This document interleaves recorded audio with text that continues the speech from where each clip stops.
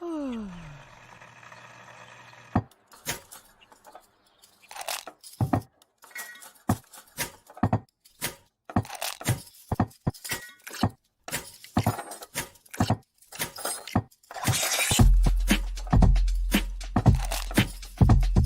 morning.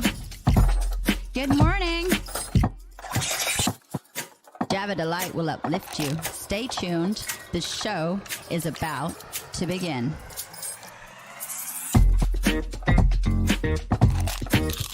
Grab your coffee. Stay tuned. This show is about to begin.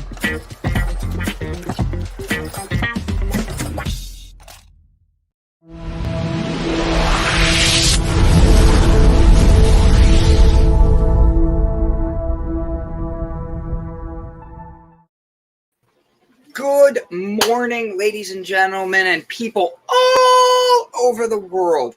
I have taken this weekend to decorate my wall. Does it look good? And it looks pretty. Thank you, guys. I got my awards behind me. I have my diplomas here. I have Ilse called me out right away. She goes, "Is that a gecko?" And I'm like, yeah, 100% is. It was actually made in Mexico City by recycled metal materials, and it's always been somewhere in my life, and so I have to hang. Brian's daily grind. I love this, man. Good morning, Hi, my Brian. friend. All right, ready? Do the next one. Ready? Here, give her a big one. Hey, Sherry. As I hear, How you doing? Ready? I hope you guys are doing well. Who's next? I got this one. Ready? Okay. Fernando. Hello, cuties. I love it. I love it. Ready? You get this one. Make it big. Make it big. Okay, let's see. Oh, it's Mr. Bob. I spent most of the weekend in the saddle, but it was a good ride from South Dakota. We're glad you're safe. I saw your Facebook page. I read everything every time. It's just amazing. So, Ilse, we have a very, very, very awesome guest coming on today. Larry should be here any minute. We're actually going to do it a little different today. My delight came last week. Love it. Let me know your thoughts, Brian. I look forward to it, my friend. You are awesome. I love it. Do you know now if you can ship to South Africa yet? I am not allowed to ship out of the U.S. I could ship to Canada here and there, but I cannot ship to Mexico. Different regulations in different countries, but I actually am working on that. That's what these awards helped with. Is I met people that actually get into other parts of the world, and that's what we're working on. Our goal is to be in Europe next year. Our goal is I want to be a worldwide brand that helps people like you, me, Brian, not Brett Gordon, but everybody else, and make sure.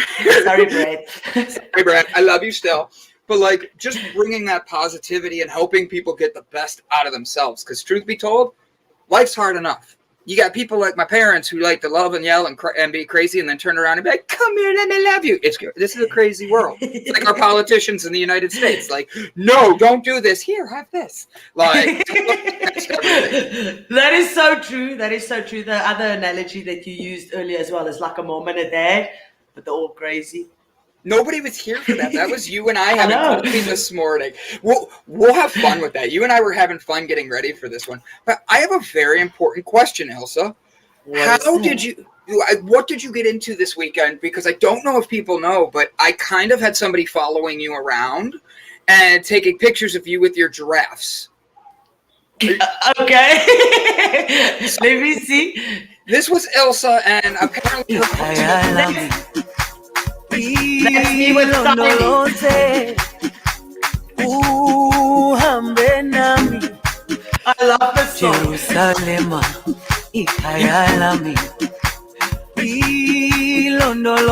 That is so beautiful. I have to admit, that was one of my favorite things of the weekend. I saw that and I was like, wow, how do I make this into like an Ilse thing? And I'm like, I got it. But do you want to see? Hold on. Let's see if I can pull up what I did this weekend. Okay. Nice. Now, you tell us a little bit about your weekend while I pull this up and make sure it loads correctly. I was a caged animal this weekend. I just stayed at my house. It was way too cold to go out. The wind was blowing since Friday, howling, freezing, cutting through you if you're outside. And I was like, I'm not doing this. So I stayed in my pajamas the whole weekend. Oh my gosh, I love it. I love it. Looking forward to the day I can ship to you too, Stuart. Hi, good morning. Stuart. Love you being here today. All right, you ready? You have to get this one, but you got to make this one extra because this guy is 1 in a million, okay? His nickname is the Jew Bear. His real name is Ryan. He is a chef. He's a movie maker, and he is one of the people that are losing weight and building up the best world for himself. Ladies and gentlemen. I axed my delight, then put it in my coffee. Good morning. He's getting snacks. He just wants to see us do the dolphin dance. Hi. Knowing Ryan, he does. Special dolphin dance. The poor guy that's going to be coming on, Larry's like watching the preview and he's like, let me decide whether I'm coming on this or not today. Let me rather just postpone or cancel.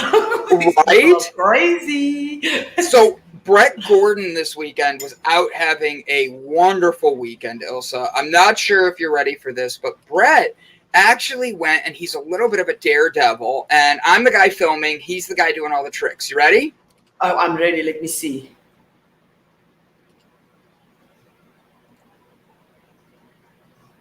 Oh, wow. Are they insane? Brett, be careful, eh? Living on the edge right there. That actually looks so nice, but I will be shit scared doing that.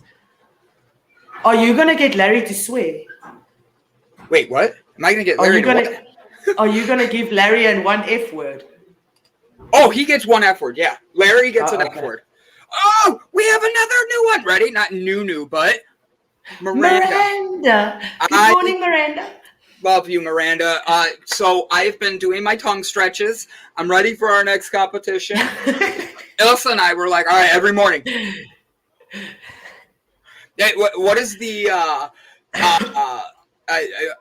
I'm at the office, but I'm here. I love that. Stone daisies. I just feel like that's how I'm supposed to read it. It is. It's stone daisies. That's the other half, my other stone daisy. Hello, my little child. Who are my beautiful children?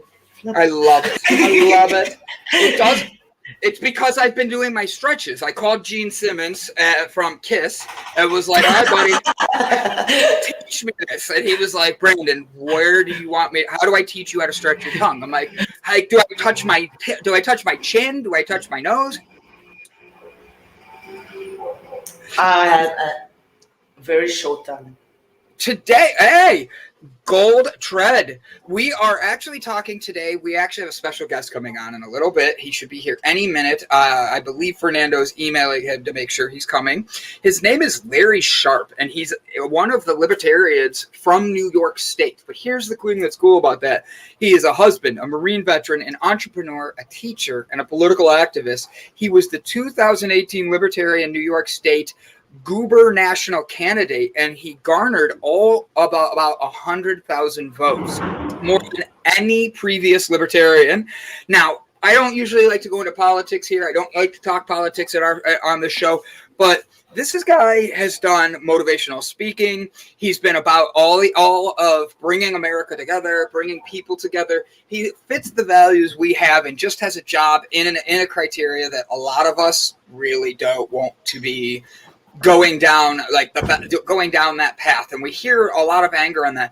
He is bringing up positivity and finding new exciting ways to be able to connect with people and be a new party. So sounds like a successful guy. He has a pretty good YouTube channel. My daughter can lick her elbow. Oh my gosh. Like what wait, tongue wrestling, the Olympic sport. Yes, it should be. They call that Netflix now. I will not win anything. Hold on. I can't lick my elbow. Like, how do you? It's my favorite party trick. I see Miranda like just going around. She's sitting there all quiet. She's got her like drink in her head. She's being all polite. She's like, "Do you guys want to see something cool?" And licks her elbow. But she puts a little bit of salt on there first, just so she could do a shot. Tequila. Yeah. So I love that. Gold Tread, I'm so glad you're here. Thank you for joining us this morning. This is Delight Cafe. We are the positive morning show, no matter where you are in the world. I am in Ohio, in the United States. Ilse, tell everybody about where you are. I'm in South Africa. Mm. A very small part of South Africa, a little town called Benoni. Baloney? Benoni. Oh, Benoni. Now, in South Africa, do they have bologna? That's how I heard it. I heard bologna. She's like, I have bologna. We have everything you guys have. Do you Except we've got giraffes, which you don't have. And lions. And rhinos. And me. And me? Like, she says it so casually. Can you tell us a little bit about like what you got into this weekend, other than locking yourself down, who you've been hanging out with, and what is exciting new happening in your life? Because you have a lot of change happening right now, and it's all going in positive directions. I have. So this morning we've got a podcast called The Stone Daisies. My girl just messaged there. We interview South African metal bands, and a lot of them are award winners already. And then the SA Metal Music Awards, the Summer Awards, they announced the first nominees on, I think it's the best song. And out of that, there's already 3 bands that we've interviewed. So we are very excited for the guys to find out. Okay, we do have tigers that we imported. She tries to compete Miranda. She's like, and then Brian's like, and we have Delight. And we have Delight. And then you have, oh wait, we don't have tigers. Only, what's that boxer? Mike Tyson. Doesn't he have tigers?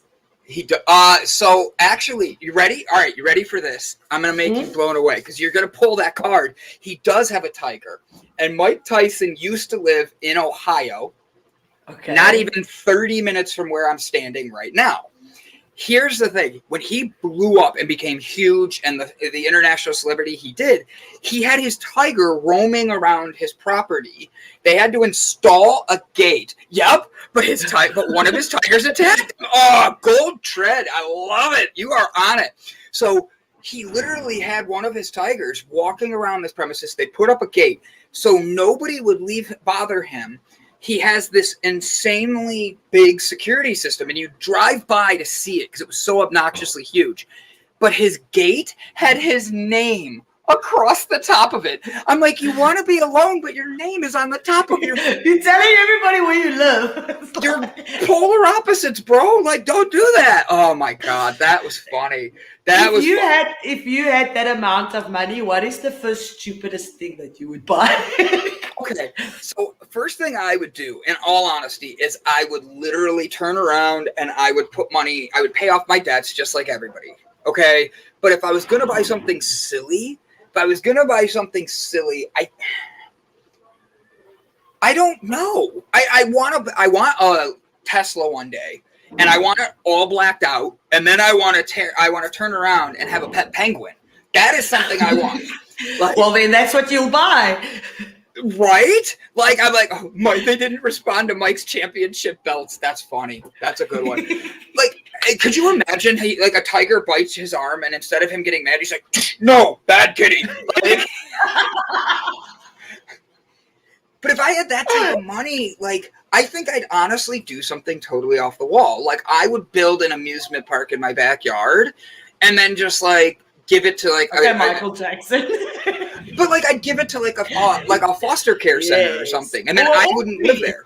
Yes, like, just here, have this. Like if I had that type of money, and then I'd be the guy who would go buy like an abandoned mall, like in like somewhere, and be like, all right, what can we do here? And then totally like deck it out with like fun, creative, cool, fun things. That, like as you go there, the mall might be empty. But at the end of the day, once it's fixed up and new and all that, it gives people a chance to reconnect.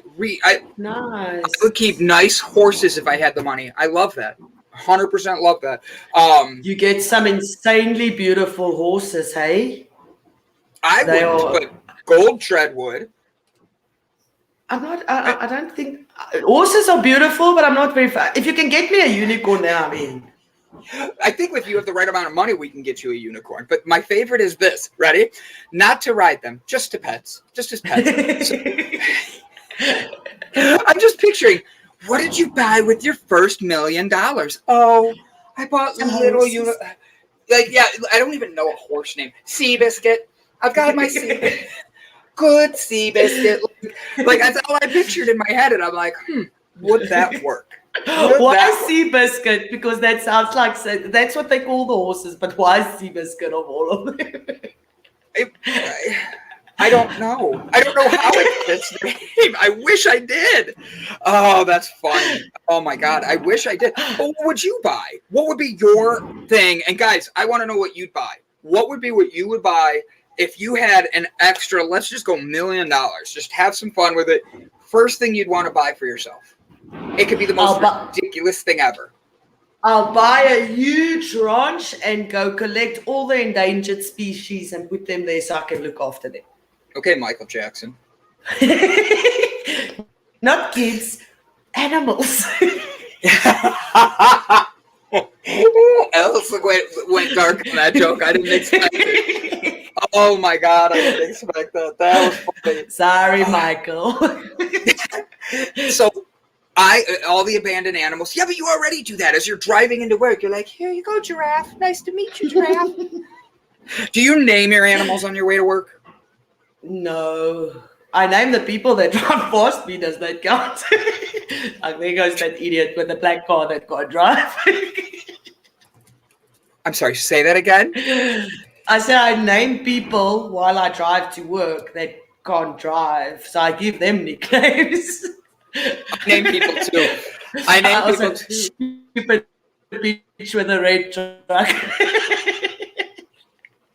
Like, do you give your neighbors names? Do you give your neighbors nicknames? Yes. Okay, so my parents' neighbors. Fernando, Jane, I love you. It's so good to see you.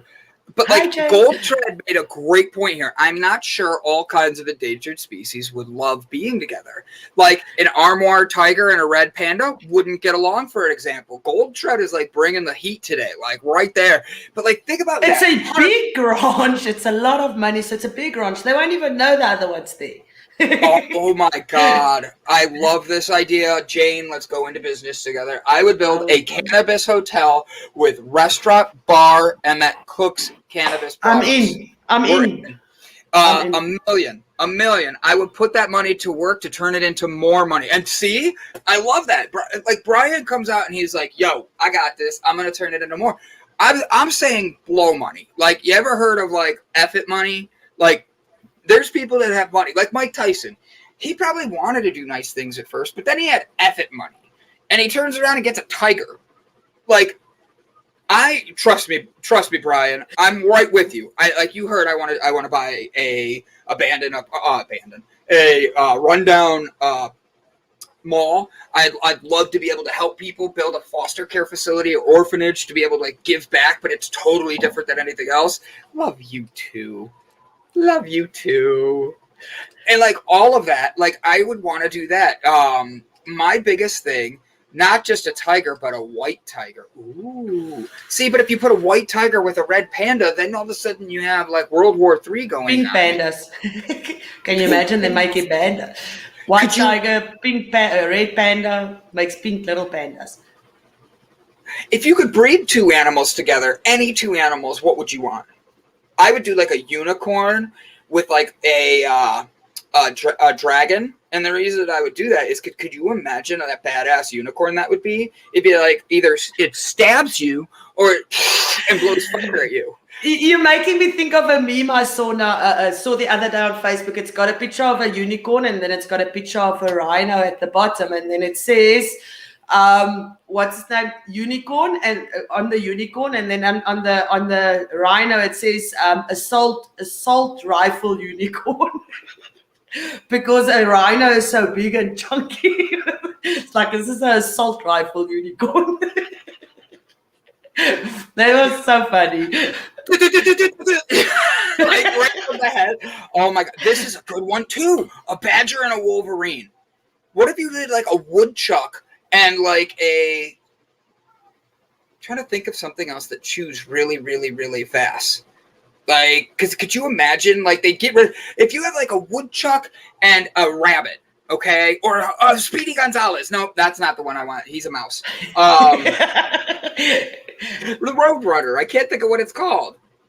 The fast one. Whatever. So he's a Roadrunner. Maybe that is the name of it. Brett's in the back giving me a look. Like I'm like, he's Roadrunner. It is Roadrunner. So you get a woodchuck and a Roadrunner. You would not need to hire people anymore to cut down trees. It'd be like,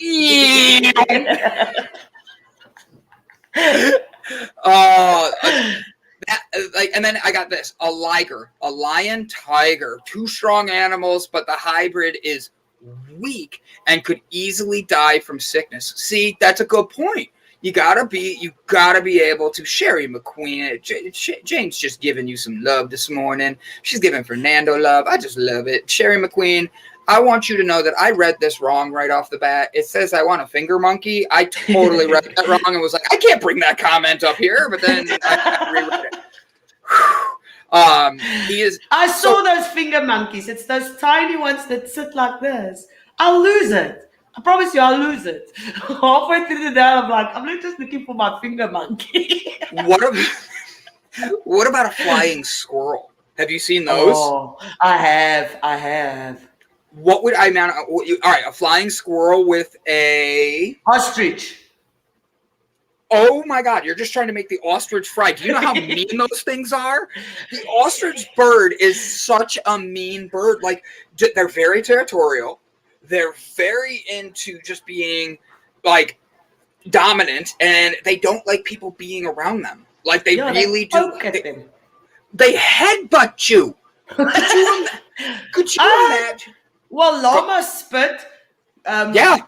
Ostriches headbutt. Lions bite. It's because they don't want people close to them. That's why. So maybe we must start doing that if we don't want people next to us or close to us. We headbutt, spit, and bite them. So your advice to me is when I'm around somebody I don't really want to be around, I just headbutt them from now on. Yeah, and if that doesn't work, you spit at them or bite them. Look, my uncle used to raise ostrich. Honestly, Jane, what is your family not done? Because right now I am just blown away by your family's talents. Like, we got a weed hotel, first one in the world. Like, could you imagine that? Like, through the oxygen vents, you have like a calming, like marijuana smell going around, and like you don't notice it has like a nice smell, but you're getting like a second hand high, and then like it's like you walk into a casino instead of oxygen being pumped in there, going, you have like a full on, yeah. Smoke machine. Like you walk around, Snoop Dogg's just handing out joints. Like that's the hotel I go to. A mule, a horse, and donkey is one of the mixes that is viable but cannot reproduce itself. Really? Really? Should I do that to my professor? Yes, you should. Yes. Please do that. Honestly, if you guys can figure out a way, like they're doing this with dogs now. Like you have a pug and what did I see the other day? They had the stupidest name. It was like a pug Dane. It was like a Great Dane with a pug. So it was a wrinkly, middle-sized dog that had and all that had back issues. And I'm sitting there going, who did this? And like it's like Labradoodles. Isn't that the same? A poodle and a Labrador? A pog champ. Bing! I picture the old game Pogs, like when we said that. But like for real, like think of that. Like, what are we putting together that like we shouldn't be? Like you don't see us mixing alligators and poodles. Not yet. A crocapoo, like a crocapoodle. What do? Oh, this is my pet Crockapoo. Do not get too close. Her teeth are really sharp. Like, jeez. A crocodile in white furry curls. Yes. Like, could you imagine like a bear and like a bear and a donkey get together? Like a bear and a bonky.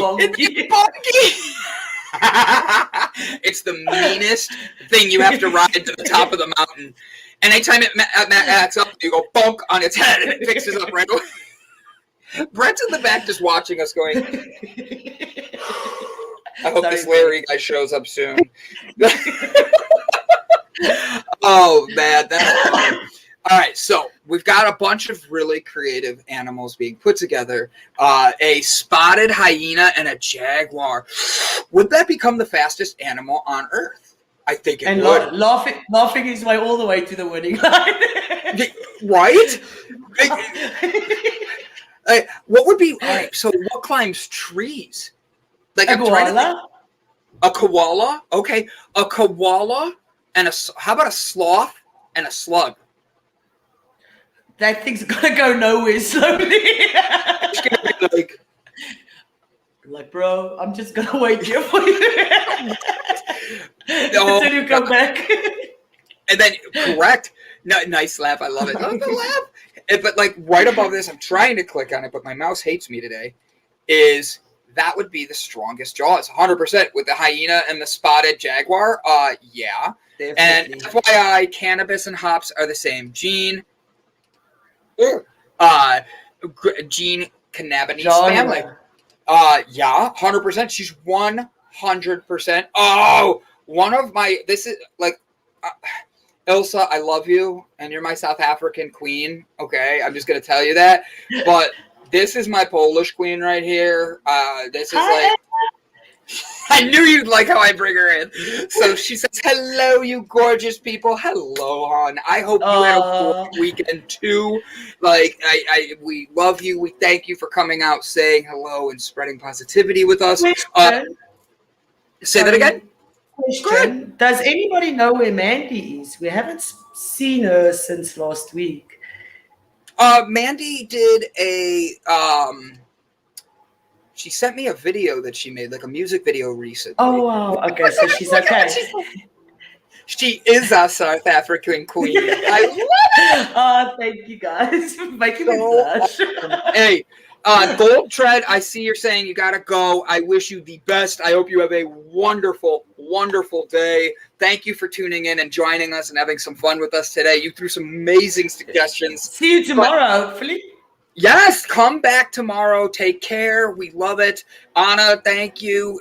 Gold Tread, come back tomorrow, buddy. We 100% loved having you here joining us today. So, ladies and gentlemen, we have a very, very special guest coming on right now. He is not just an amazing human being that's changing the world. He is actually focused on changing everything around him. We are going to be interviewing Mr. Larry Sharpe. Larry is a husband, father. He is a Marine veteran, so we have to behave because he's probably going to make me do push-ups if I don't. An entrepreneur, a teacher, and a political activist. He was in 2018 New York State's Gubernatorial candidate. Goober is my favorite word there. And generated about 100,000 votes, more than any previous Libertarian candidate. His ability to connect with liberal and conservative voters across political spectrums enabled the Libertarian Party to achieve atomic ballot access for the first time in New York State history. This is going to be a fun one, guys. Don't go anywhere. I have Larry Sharpe coming on right now.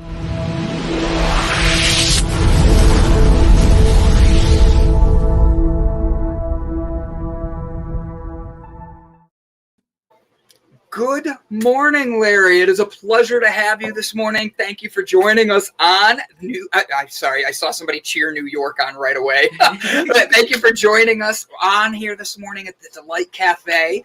How is your morning going today, sir? It's going. That's what I would say.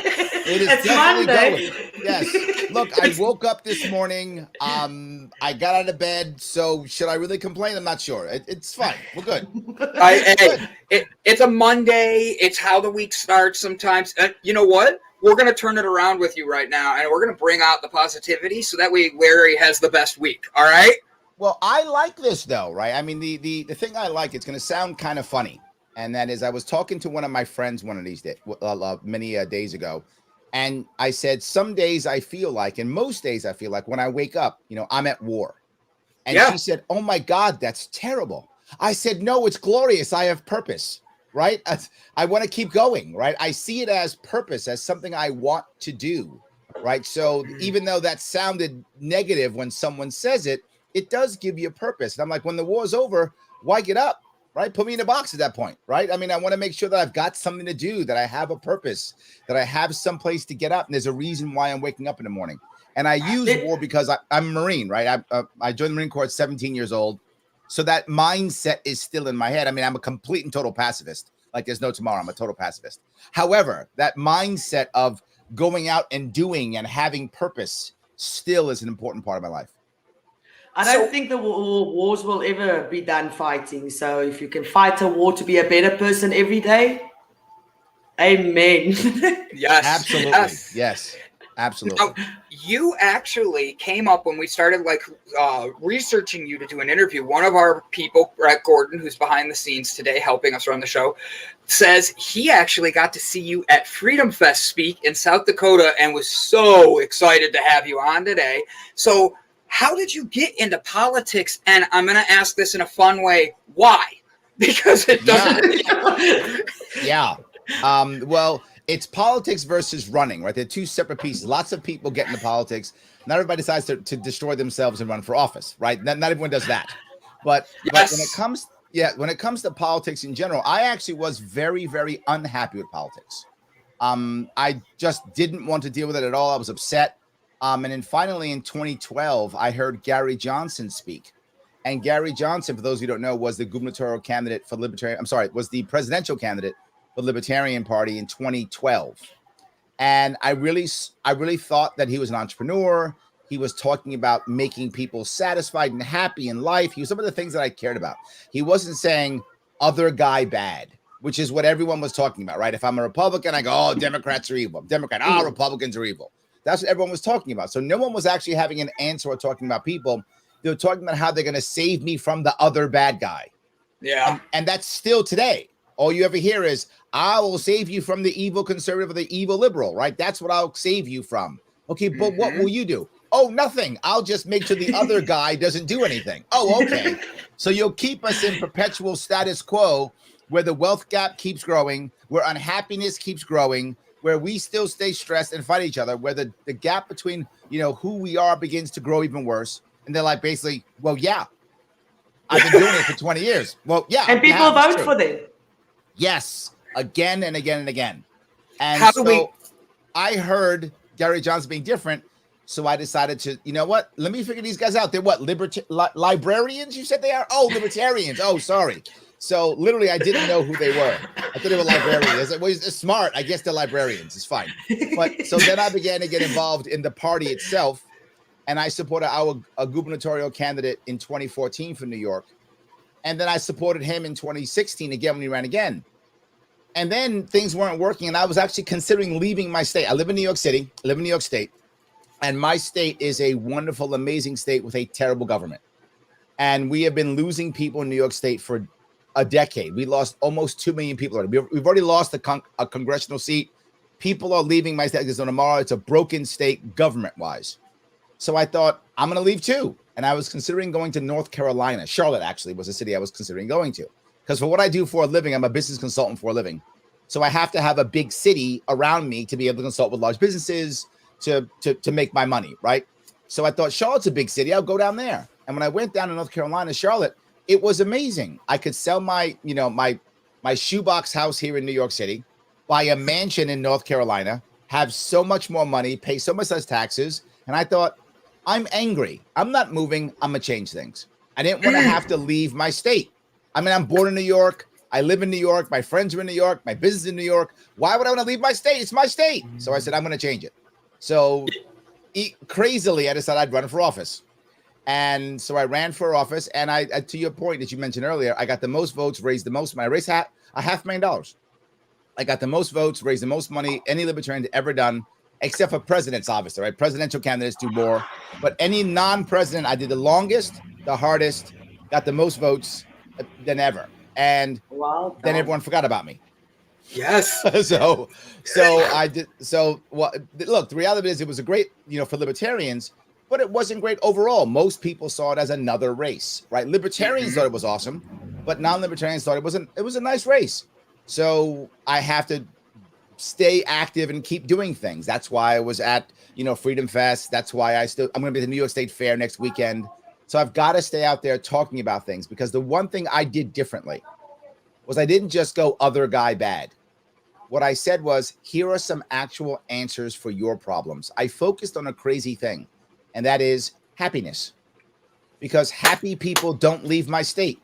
Happy people stay and grow businesses. Happy people don't commit crimes. Happy people are better. Our divorce papers from the UK said life, liberty, pursuit of happiness.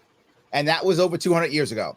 And we've forgotten about happiness. And that's the number one thing. People say, so Larry, why don't you talk about liberty and freedom? You're a libertarian guy. Because I don't believe that liberty and freedom is actually the ends. I think that's a means to an end. The end is happiness. And the reality of it is, if you could ask someone right now, what could I give? One specific thing that I could give to everybody that'll make everybody happy now and 10 years from now. The answer is nothing. It's impossible. We're all different people. You want something different. What makes you happy doesn't make you happy. And 10 years from now, you're different. What makes you happy now doesn't make you happy 10 years from now.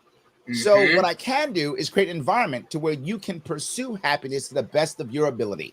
And you will sometimes fail, and you will sometimes succeed. And when you get happiness, it will be fleeting. You have to get it again. And that's just how life works. And we should be doing that. And that's what I wanted to talk about. And I'm writing a book actually called On Happiness. Hopefully it will come out next month. Oh my God. I want to bring you back when you have that come out. And I look for, we strive to bring that here every day. Because we started that. Ilse's in South Africa. So she's ending her workday as a lot of people, East Coast, it's still morning. West Coast is just waking up. We want to provide that platform, because how many people wake up unhappy, like you said, Larry? Like, they wake up and they don't even realize, my coffee's cold, and then they take that energy with them throughout the day. Breaking that, I love it. But not just that, a lot of people wake up and they're alone. They don't have anybody. It's not because they want it. They don't have anybody to tell them what they did right or where they need to go or that. A lot of people wake up alone. Yes. Well, let me bring up a couple of those things if I could. The first one you just brought, which I love, is when people are unhappy. Well, let me, if I could. There are three parts to being happy. You have to feel loved, you have to feel respected, and you have to have purpose. If you have those three, you will be happy. Now, the question is, there are 4 different arenas where you can have that. You don't have to have it in all 4, but you have to have at least one of those 4. And that is family, personal, social, professional. So you can have the home run is you have all 12, but not required. You have to feel loved in one of those 4, feel respected in one of those 4, and have purpose in one of those 4. If you're able, and I break it down in the book so that you can figure out how to find the one that's going to work for you right now. When you have only one of those, it's very often and very possible that you will actually become very lonely, because you will focus on only that one thing, and you actually will become unhealthy. If I only have love in one spot, I will focus on that relationship over anything else, and I'll become obsessive. If I only have respect on something, I become a tyrant. If I only have purpose only, then that absorbs me, and I become insane with that one purpose. So it's not good enough to have that. It'll keep you going, but it's not enough. You need a second one to go, oh, now I'm moving. Okay, let me get the third one. If I have none of them, I will become self-destructive. That's how it works. If I have none, I become self-destructive. And the problem with becoming self-destructive is you begin to believe that you're not worthy of happiness, or you're incapable of it. And when you think of those two things, you think, why bother? and you become self-destructive. Always inwardly, but then sometimes also outwardly, but you become self-destructive. And what I want you to think about, if anyone right now is feeling that, remember something. This is to your point. I'm coming back to your point. If you are the person in trouble, sometimes most people who love you or care about you, they want to help you.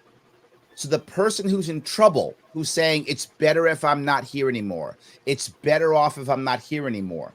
If you're thinking that, understand something. You're actually being selfish. You're being selfish for two reasons. Number one, if you think your pain goes away when you off yourself, you're wrong. You simply transfer it onto those who care about you. Your pain doesn't go away. You selfishly transfer it onto others. Second, yes. If you are feeling like that, realize something. Your pain can be someone else's purpose.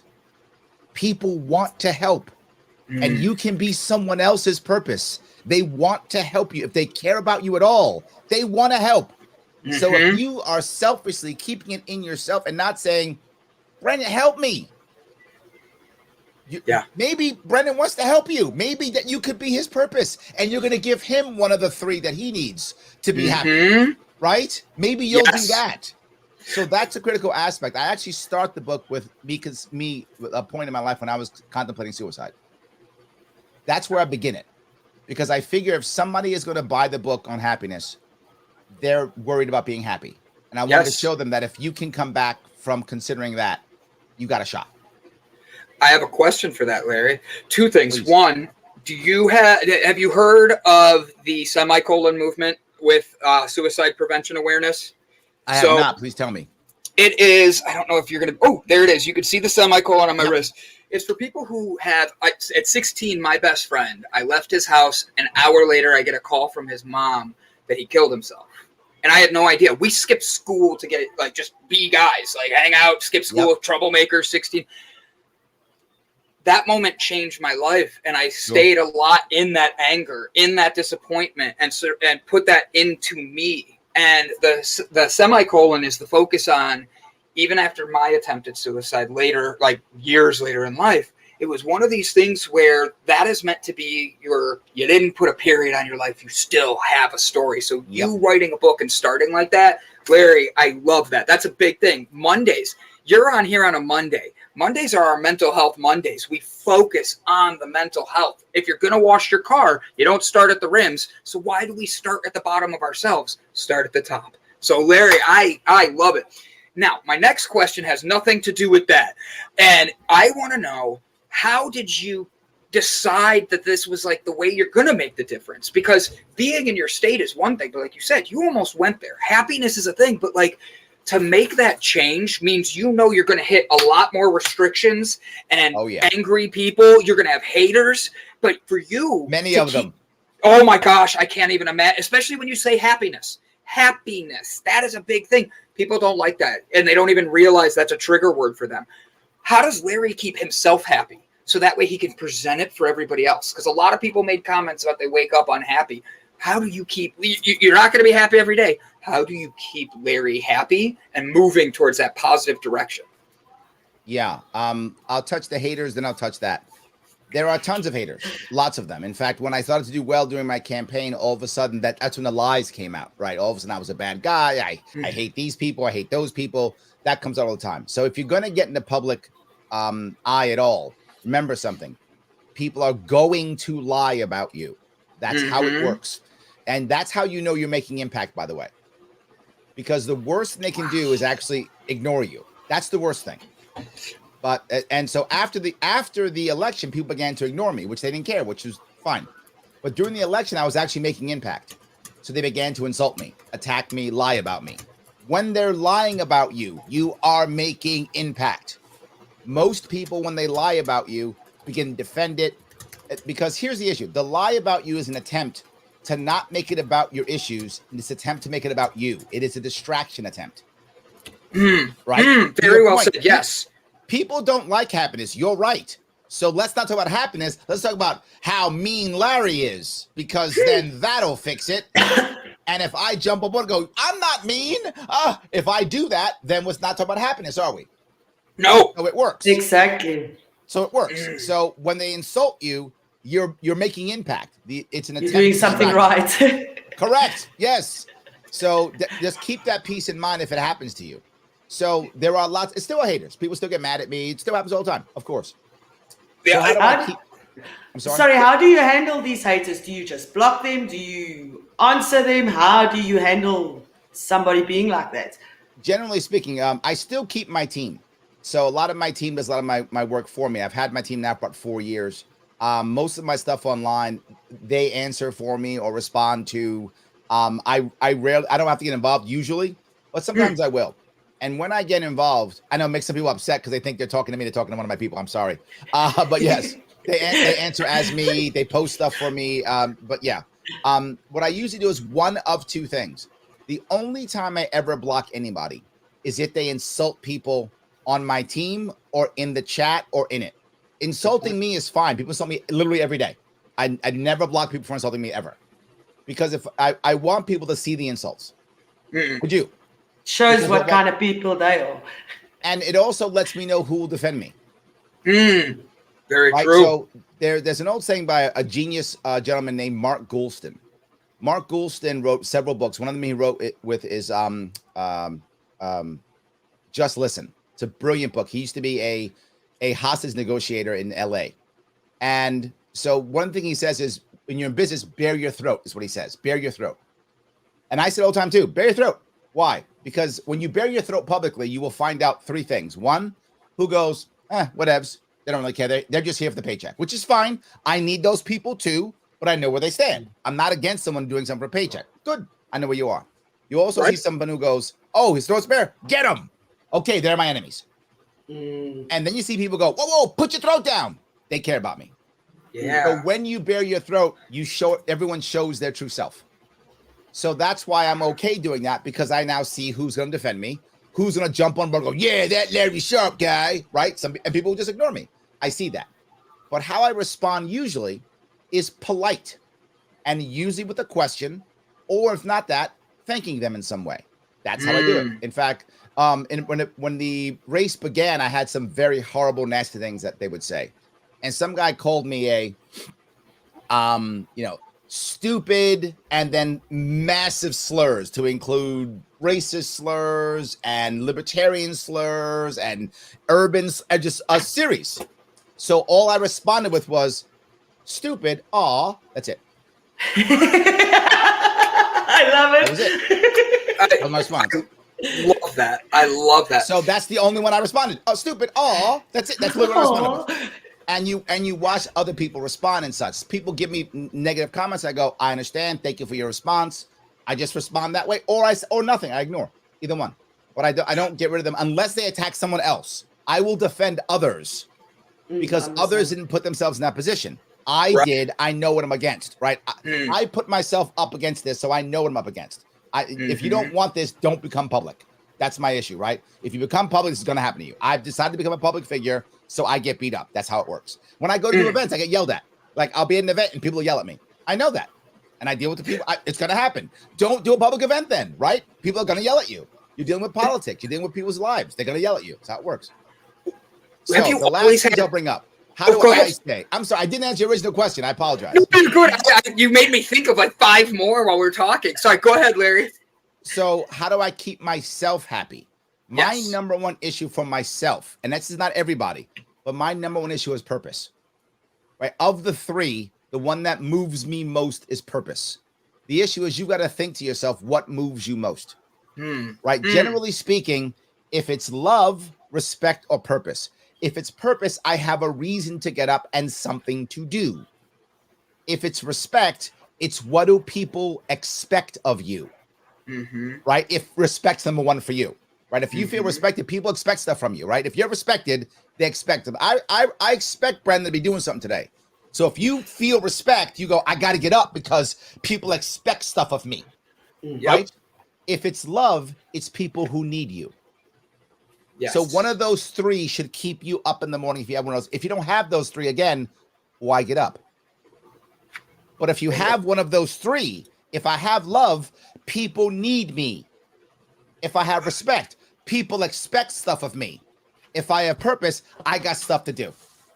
Any of those three get you up in the morning and get you going. If you don't have any of those three, why get up in the morning? Yes. Now, I have to ask, have you always had a thick skin then to be able to like shrug others' insecurities and putting them on you? Have you always been able to shrug that off? Because I'm a people pleaser and I'm very good at being out front, talking, making people laugh. But if somebody says something nasty, I can't read it because I don't want that in my head. And that's just who I am. And I know that. With having thick skin, have you always had that, or did you have a people pleaser side? No. The issue to remember is you've got it. When you want to get through bad things, one of the number one things you want to do is look at the situation through the prism of time. Right now, it's bad. Someone just called me a name.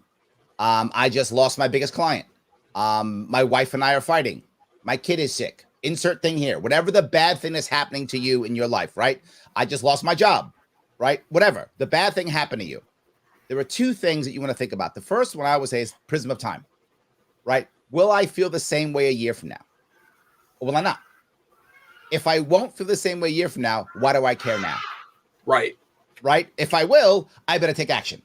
Right? Yes. If I'm going to feel bad a year from now, I should take action. That should get me moving. The number one thing you want to do when you feel bad is get moving. Do something. Getting in. Everybody wants a pity party. I get it. I get it. We all want pity parties. And pity parties aren't a bad thing. The question is, how long does a pity party last? Does it last 5 minutes or does it last 5 years? Right? But most people want to have it. We all want to go, woe is me. Oh my God. We all do. It's human nature. You don't want to not go, woe is me, because that also denies your feelings. That also hurts you. And by the way, that disrespects you. Right? So you don't want to say, I don't feel bad. You want to accept that I feel bad. Then the point is you then want to take action, right? That's the issue. You then want to take action. Taking control of something is a critical aspect of your life, whatever that is. So you want to take action, but you look for the prism of time. Now, here's the next piece. When people get mad at me or something, I remember a couple of things. Number one, if they get mad at me, anger, if you always remember anger, the root of anger is a perceived lack of respect or a perceived lack of control. That's what it is. Someone's angry because they either feel they're disrespected or they feel they're out of control. One of those two, or both. So when someone's angry at me, I must think that they feel like I disrespected them or they're not in control. So number one thing I try to do is give them one or both. If I give them one or both, they tend to not be as angry. Wow. Now, it's that simple, right? That's my goal. That answers that question that she had too. Like, what do you do with that? I'm sorry, yes. I fit it perfectly. Yes. Go ahead. You try to give them that if you can. So if you don't think it's actual anger, meaning it's just a troll, in that case, meaning if it's online, in that case, it's a troll, you're not arguing for them. You're arguing for the audience, right? Because they're not going to change. They're a troll. Trolls aren't going to change. Right. So it doesn't matter what you do. So now you're not arguing for the troll, you're arguing for the audience. And all the audience wants to see when you're up against the troll is that you don't fall for the troll. The troll can't win. That's all that matters. A draw is a win. A win is a win. A loss is a loss. That makes sense. Just they don't win. So, and what it means is you can't go, no, you're stupid. That's a loss. That's what the troll wanted. The troll wanted that. You just lost. And I think I can become a politician. Yes. It was all right. Excuse me, So you're stupid. You have to make sure that the troll doesn't win. So if you're doing that, you're winning. But here's the last piece to understand it. If the person actually is angry at you, not a troll, the most zealous are the converted. Ooh. Never forget that. Yeah. Right? The most zealous are the converted. The guy or gal who was on the corner yelling about, say, Jesus as an example, was nowhere near Jesus 3 years ago. They're converted. The person who's raised in the church, they're not on the street preaching. They're raised in the church. It's part of their life already. Yeah. Whatevs. That's who I am. That's religious is part of my life. Whatever. That's who I am. I'm not out preaching. Who cares? It's who I am. The one who's converted is the one out preaching. The most zealous are the converted. So every single person who's mad at me, if I can convert them, they are now my best advocate. And that's how I look about it. I look at it. Every time someone's like, Larry Sharpe, you suck, I'm like, possible zealot. Possible zealot. Is it worth me having the conversation? Yeah, because that person's going to be waving signs for me when I run again in the street. True. Are you planning on running again? I'm hoping to, but we'll see. I'm looking right now for raising money. Right, I've got to raise enough money to make to run again. I raised $500,000 total, but this race I got to raise a whole lot more. So I'm looking at it right now. Now I have to ask. Did I answer your question? I'm sorry, I went all off. I want to make sure. Did I actually answer the question? Actually, yes, and I want to actually go really quick back. I want to make sure I touch this because of the question being asked and how you're able to do that. She says she has someone that lives across from her. They talk BS and they bitch about her. And as you said, it's their anger. It's either out of their control, or they're actually feeling disrespected. So if they're feeling either of those, that doesn't mean it's you, Mandy, and that's using her thing. It means it's them stepping out of theirs and blaming you. That's what Larry is saying here. Now, Larry, I gotta ask people. Remember this for a second. Most people, when they're angry, they're not angry at you. They're angry and you're in the way. Correct. That's most of the time. They're angry. You happen to be in the way. Now, if they don't like themselves, then they will become bullies. That's what bullies are. They don't like themselves, because people don't like themselves have to put others down to be up, because they can't raise themselves up. So they must push everybody else down. It's a common thing, right? So bullies push everyone down. Well, who can bullies push down? Those who are easily pushed down. So make yourself a harder target and they'll bully somebody else. Because it isn't about you. They aren't looking for you. They're looking for someone. You happen to be in the way. Make yourself a harder target and they tend to walk away in front of the target. Exactly. They don't want to be bothered with it. They need to have something that gives them purpose, and their purpose is picking on you. And as sad as that would sound. Now, Larry, with you running again, you're raising your capital, getting ready for all of this. I didn't say I'm running yet.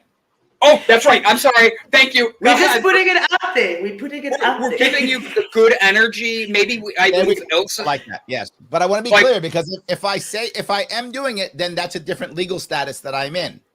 I'm not saying that I'm running at all. I'm not saying that. Crystal clear. I'm not saying that. Perfect. And that makes sense. I guess I never thought of it. I've never run for any political office other than class president.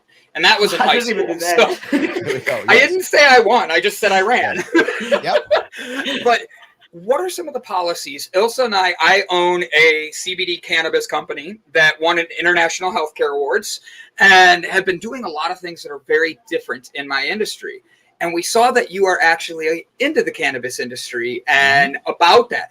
What is some of the things you've seen that makes you, you don't have to do political at all, but what got you intrigued? I can talk political stuff all day long. I just can't say I'm running. I love it. So with that, what is this stuff that made you actually go with that? Because that's a controversial topic for politicians, no matter what side they stand on.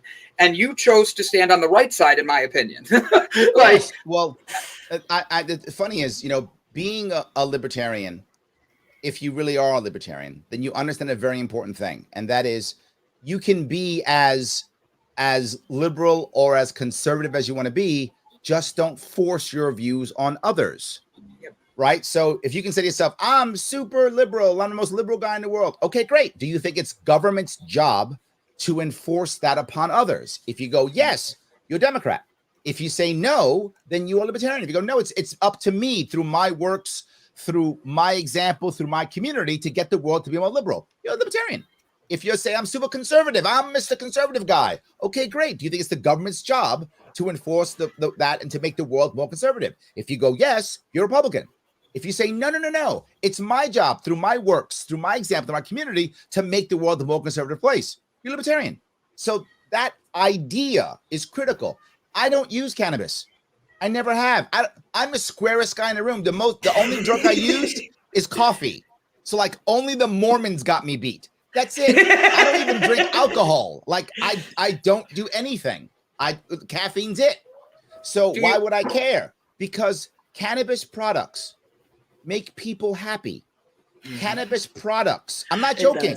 Cannabis products They make people happy. Cannabis products are cheaper. So that means people spend less money. Cannabis products are far less addicting. Not even close. It is so, the people going to get to any cannabis product are so minor that I actually don't think it's the cannabis. I think it's something inside them. That is how minuscule cannabis addiction is.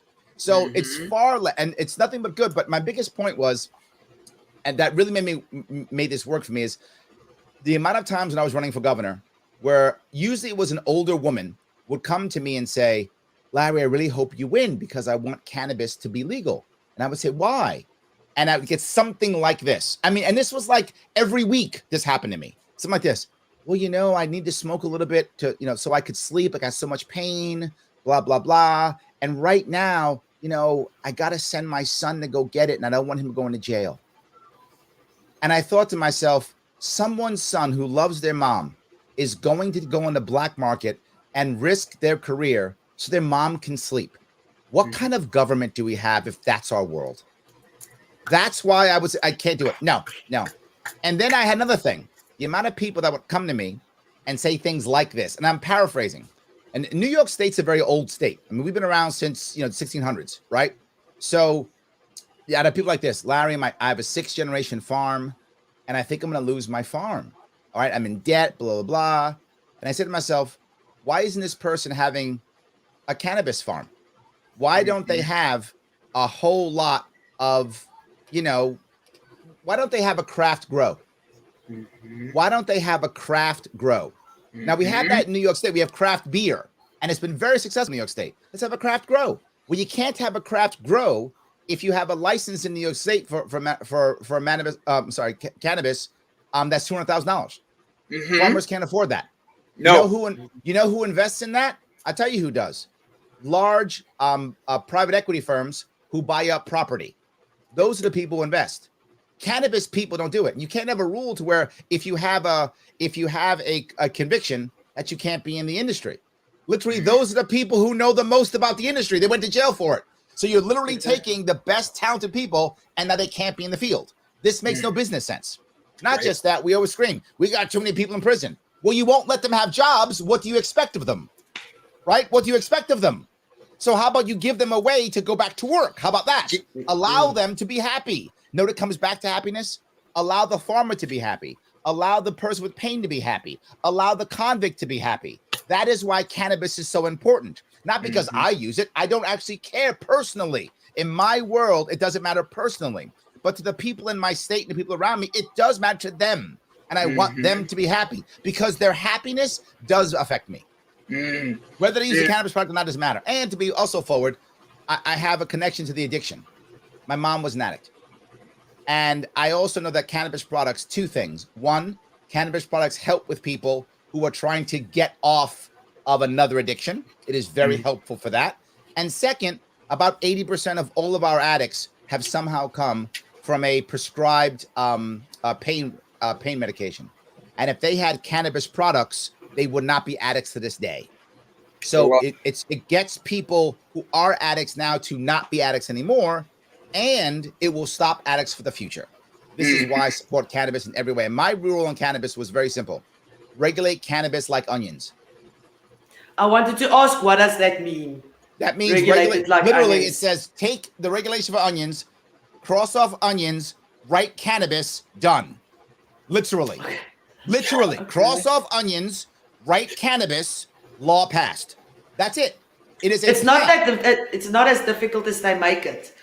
That's correct. Yes, literally, there are rules on onions now, and I'll take tomatoes. I don't care, but I picked onions because when I came up with this, I happened to be in Western New York, and in Western New York we grow onions, so I thought I'll pick onions. But I don't care. You pick the fruit. You pick the vegetable. I don't care. Tomatoes. Cross off tomato. Write cannabis. Done. You should be able, if you want to have a craft grow in a farmland if you want to do so. You should be able, if you're poor and you're older and in pain, you want to spend time with your family and friends, to grow your medicine in your backyard if you want to. But I'd rather only the very poor do that, because the reality of it is, if you do it the way I'm telling you, cannabis will be inexpensive. This way you don't have to grow it in your backyard. I don't want you to have to grow it in your backyard. I want you to be able to if you are that poor. But I'd rather you be able to just go to the store like you would buy onions and buy a cannabis product. That's what I would prefer people to be able to do. So regulate it like a plant. It is a plant. But I'll go one step further to support the small guy. And this is overall. And that is, I'd make a law in New York State saying that if you agree that you will sell only locally within New York State, then you will be immune from all federal regulatory bodies. And if you do that, because you're not crossing the state lines, if you do that, it helps the small farmer because they're not following federal guidelines. Now, however, you must be transparent. You must put on all your products not following federal guidelines because some people do care about that. And if they care, they're not going to buy your product. And that's fair. I don't want the consumer to be forced. The consumer should be completely open and know what's in their products. So you say, I don't follow federal guidelines. And if no one cares, they go buy your product locally because they care with the local farm. Happens all the time. People do care about local farmers. You see it, they will spend the extra dollar. We saw it in New York State with our local beers. People go into a bar and they will pay an extra $1 or $2 for a locally brewed beer when they can just buy the Coors Light for like a couple bucks. They'll spend $3-4 for the local one. Consistently, that happened again and again and again. This isn't rich people. This is the average guy or gal who wants to go to a bar and have a beer, and they decide to spend the extra $1. Happens all the time. So give them a leg up. I don't want to stop big business from coming in. They should be able to come in too. I'm not anti-big business. I'm anti-big business being the majority of the market. That's a problem. There should be a place for the littlest guy, the middle guy or gal, and the big corporations. They should all exist. But right now it's lopsided horribly. So I have a question here that I think is going to be a good one. In Alabama, the money is made by the courts from addicts. Is the money that the money that pays the judicial system. The people in charge aren't going to lose the income. So with that being said, there's so many states that have that, and marijuana is still being said that it's this narcotic that is problems and that they have to arrest people for it. How do you? I ask you because I'm asking from a perspective of someone who's trying to do this themselves. How do you help people bring awareness to the benefits of it when you can't say the words like health and it heals or all the words that you want to use to help people? Happiness. It can help. We had it back here. Happiness is as easy as A, B, C, D, D. That's one of my slogans. How do we open up people's minds to seeing, like you see, all the benefits and opening up? And this doesn't just have to be cannabis. This is an overall question. Absolutely. To seeing the benefits of life and working together and seeing how we're all connected. Being someone in that political realm, that's a very hard thing, and you're going to have so many things come back at you. How do you know you're going to be able to build that difference and push off your haters to make sure you're doing what's right? There are a couple things that you have to do. I'll talk from the systemic and then the individual. Systemic. Remember that almost every war that America creates is a racket. Everyone is a money grab, right? It's never the war on poverty, a money grab. The war on drugs, a money grab. The war on terror, a money grab. They're all money grabs, all of them, right? So never think anything otherwise than that. It's always a money grab. Now, does it always begin a money grab? No, it doesn't always begin a money grab. And many times the goals are good goals with people who want to do good. That's not how it works. But once you get into the system, to your commenter's point, now the war on drugs is a machine. The war on terror is part of the military-industrial complex, right? These are now, right? The war on drugs is now a complex, right? That's how it actually works, right? We begin to, people start making money on it. Family court, oh my God, family court is a racket, right? I mean, there's so many rackets. The war on this is always a racket. It's about a money-making scheme. So keep that in mind. So that means the powers that be will be against you. So what must you do? You must find other ways to make money, right? Because those people aren't going to give up their jobs, right? Remember something. Whenever you bring in, government, government's always two things. It's a monopoly and a jobs program. It's always those two things. Whatever you bring in, anything you come up, it's two things. Monopoly, jobs program. Bad and bad. So instead, I can't just knock down government. It doesn't work. I need to support other people coming up. Remember, I don't want to knock down Goliath. I want to build up a bunch of Davids. Right? I don't want to knock down Goliath. I love that. Right? If I knock down Goliath, what will happen? There's a power vacuum. Chaos. Another Goliath will step up. Yes. Another Goliath will He's step up. already waiting. Yes, another Goliath will step up. So I want to build up Davids. So what I want to do is create an environment where those same people can go someplace else to work. And I'll give you a crazy example.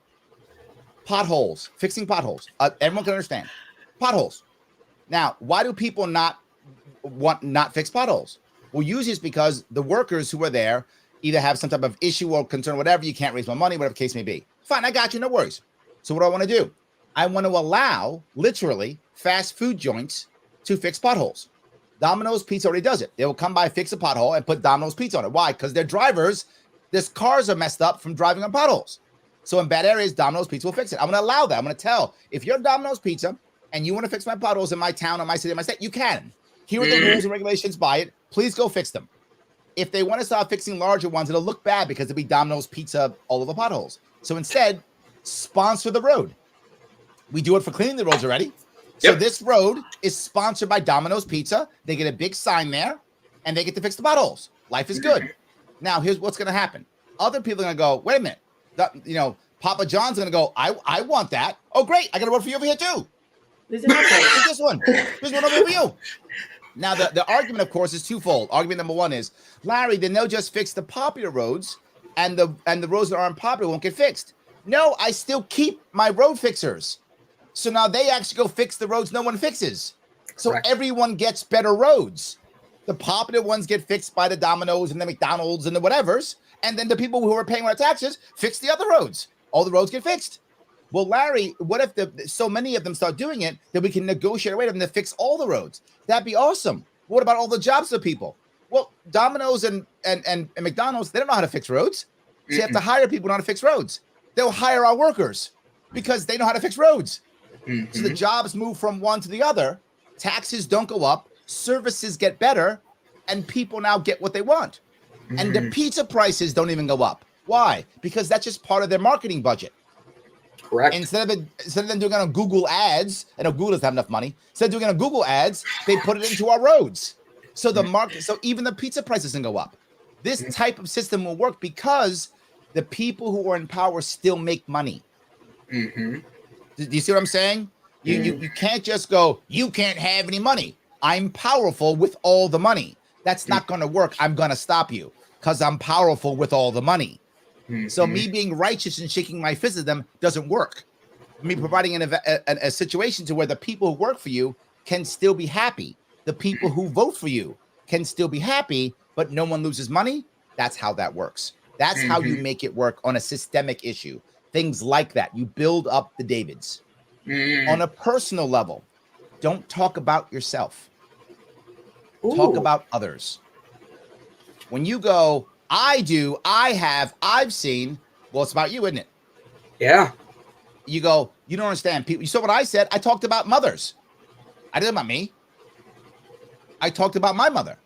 Yeah. But I started with talking about me, other mothers, not even mine. It's about farmers. It's about me. It's about others. That's a great. Talk about others, and people will hear you. Talk about you, and they'll turn off. That's I agree 100%. Larry, I read this and I wanted to find a way to get it in. Happiness, the Larry Sharpest tool in fulfilling life. I liked that. I saw it and I wanted to make sure I came back to it. Happiness starts by appreciating the little things and achievements in life, like 100%. I didn't even bring your website in yet, Larry. Like, I think I could talk to you all day. It's sharpway.com. Yep. Oh, sharpway.com. Not LarrySharpe.com. That's for politics. Give me 1 second. Let me pull up the other one. I'm sorry. Maybe I've got that it's one. It's my show, The Sharpe Way.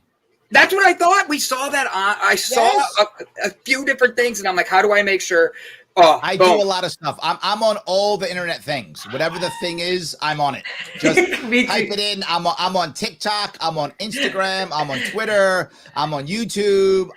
Whatever the internet thing is, I'm there. Doesn't matter. I'm there. What is your TikTok? I have to ask. What is your TikTok? Like, I wasn't expecting it. It's me doing interviews with people in the street. Oh, wow. Yeah. I want to go watch. I love this. Subscribe to the channel. Yeah. So it's 100. So Sharpe Way and Larry Sharpe, they're both good, right? I like them both. Sharpe Way's the show. That is my show. Larry Sharpe is the political side. So 2 sides, whatever you prefer. I love the this. Unhappiness book. If you look on that page, says book. You click on that book. See, there's all those things I'm on. See? Oh my gosh, look at this. The whole deal. I'm on all the things. I'm on all the things. Do you have my OnlyFans? I don't even know what they are. Like, I don't know what they are. I'm on so many things I couldn't tell you. That's why I just go all the things. I don't even know what I'm on. You're like, you're on OnlyFans. Yeah, what's That's your next. What's your OnlyFans handle? That's next. Soon. I got to figure out how to do that one. I'm actually even on Twitch, believe it or not. I'm on all the things. We're on Twitch as well, but I guarantee you have more people on there than we do right now. Because I'm not sure. I've not done Twitch. I'm thinking about actually playing a video game on Twitch. Maybe I like playing Minecraft or something on which I don't know, whatever. But people want to play video games on Twitch or something. So I got to figure that one out. So what you're saying, Larry, is you and I are going to join each other on learn how to play Minecraft together, because I've never played. There we go. So there we go. It's fine. Whatever. It's all good. I don't care. No, I love it. If you want to do what I'm doing and run for office and things like that, you have to have a team. And if my team's watching, you guys are amazing. I can't do this by myself. Most of the time, I just show up. The reason why I'm sorry I was late today to the show, but my team thought it was 11. So I was prepping for 11. And then literally they're like, he's on now. He's on now. Holy crap. So I got ready and came on. Like, I didn't even know. So you are yes, 100% okay. I appreciate you coming, and we're giving you your hour anyways. We want to make sure we get to hear about you, because you're doing, Larry. We focus on changing the world here, and one of the things that we say, and Ilse, I'll let you have your question in 1 second. One of the things we say is you can't change the world until you look inward and change yourself. yes, And that is what we do here, and try to bring that out. So you're doing that, and because you've done that, your team of Davids have been able to build that. And Larry, I have to be honest, you're going to the New York State Fair. If I didn't have something this weekend where I was going to be in another state already, I would have drove to New York just to come hear you speak and shake your hand. Thank you, brother. Thank you. 100%. You are literally changing the world by being an influence, Larry. So please keep being you. Now I'm going to shut up and let Ilse ask her question. Okay, so yeah. I don't know if I was in America, I would vote for you. That's all I want to say, because I read what you stand for, and coming from South Africa and our horrific political parties, I couldn't understand when Brandon was explaining to me where it says that with all the votes that you got, you're actually now on the ballot. Does that give you a jump start for the next time that you're running?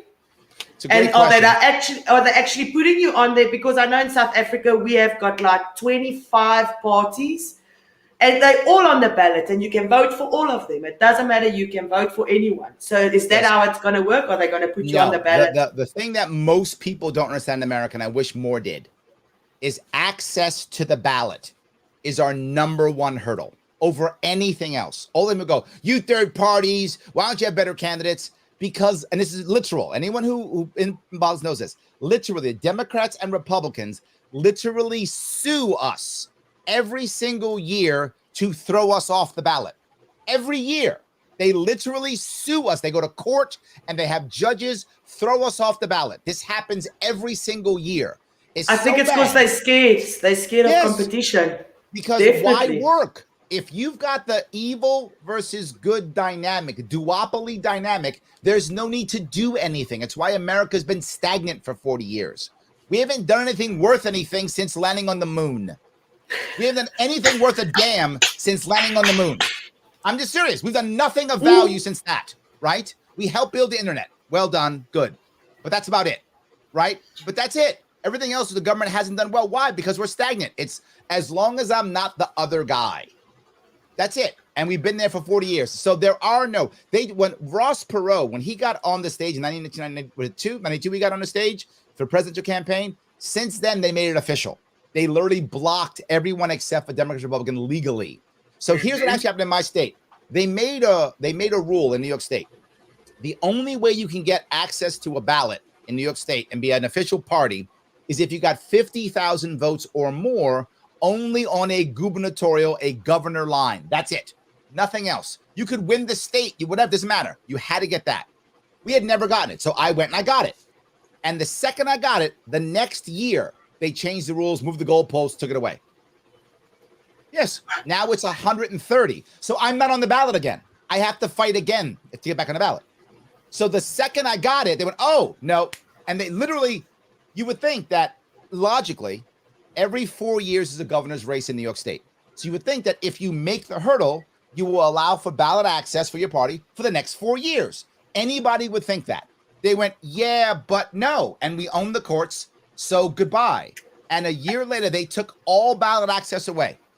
So we do not have access to the ballot at all. I have to refight for it again. And then it is something else. You used to have to get 15,000 signatures to get on the ballot. And they would challenge every signature. Like they send teams. This is a real thing. They send teams of people to the Board of Elections to look and to check every signature, just cross them off until you're under the threshold so you can't get on the ballot. So we had to submit over 30,000 signatures so that we could ensure they could cross enough off. This happens every single time. I'm still not done. So when they changed the number from 50 to 130,000, well, what an instance, more than what I got last time. So they raised it past that, so that I can't get anymore.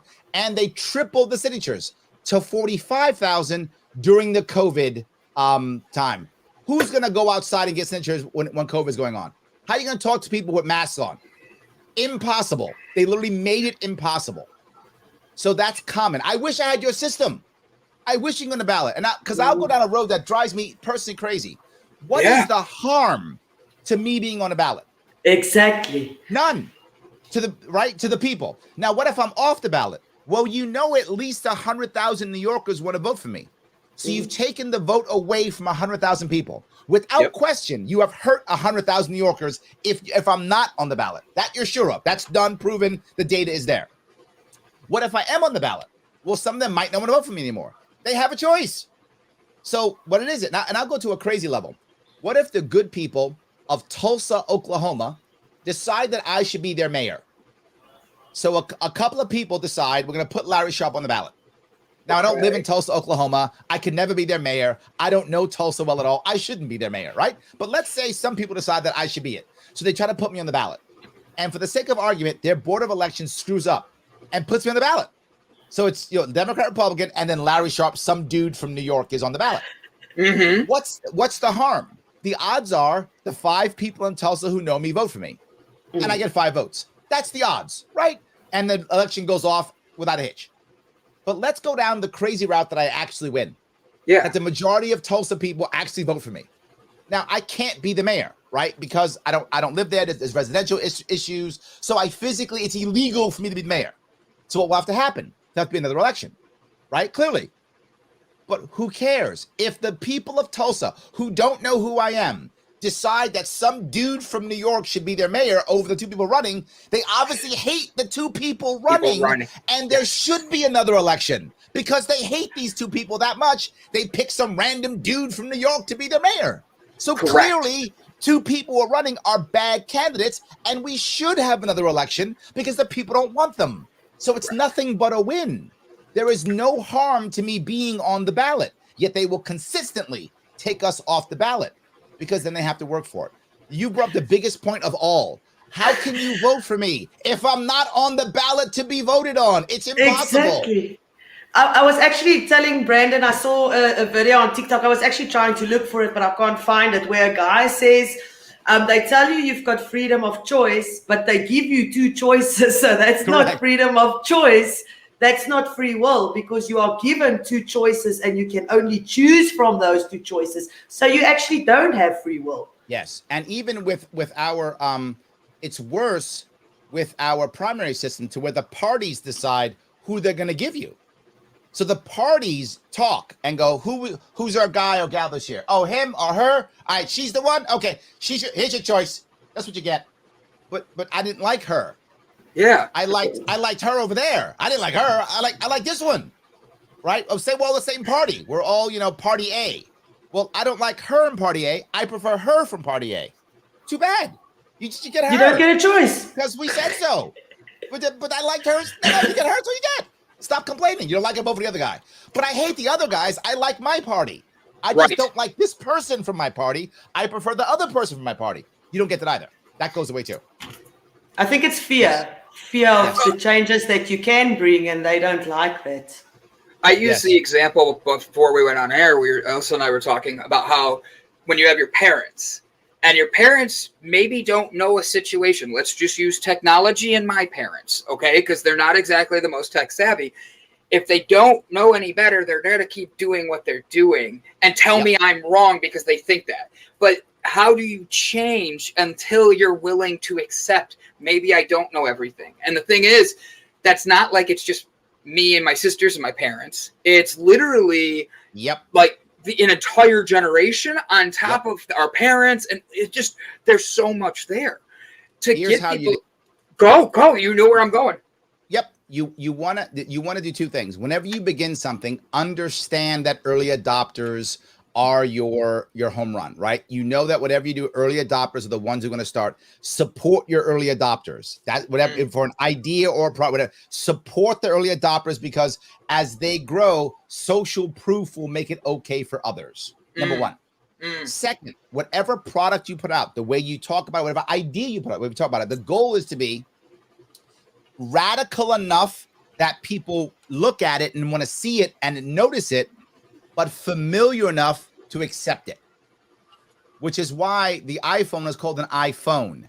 It's not a phone. It's a mini computer. Correct. But they don't call it the iMini computer because people wouldn't buy that. They call it the iPhone because it's I, which is radical, but phone, which is familiar. Yep. I talked about regulate cannabis like onions. Regulate familiar, cannabis radical. That's why I put it together. My idea of having bridges, leasing out naming rights to bridges to pay for infrastructure, right? We name our bridges after people right now who are dead, usually. So I don't want to name after dead people. I'd rather name the bridge after and bid it out. Pepsi gets to name the bridge. Now, you don't not change ownership. Ownership is to the people. We still inspect it to make sure it's safe, and they have to make sure it's maintained. But they get their name on it. And I said, it's just like the stadiums. Right? Stadiums do it all the time. You put MetLife on a stadium and they pay $20 million a year for a stadium used on the weekends. I'm saying, give me $100 million a year for a bridge in a 16 million metro person area, crossed over 1 million times every single day and mentioned over 100 times every day on every TV and radio station when it comes to traffic reports. And even better, as all the movies are being made, they show New York City skyline. Now your name's in movies. It's product placement for free. So you get that. Now, I say that because that is radical enough to be noticed, but familiar enough to be accepted. So if you want that, you've got to try to find that mix. And to be forward, that mix is not easy. It's just not. You've got to try to find exactly the right mix. And I've tried it many times and failed, but sometimes done very well. I've done the cannabis one works well because people in my chat will often say, having onions now.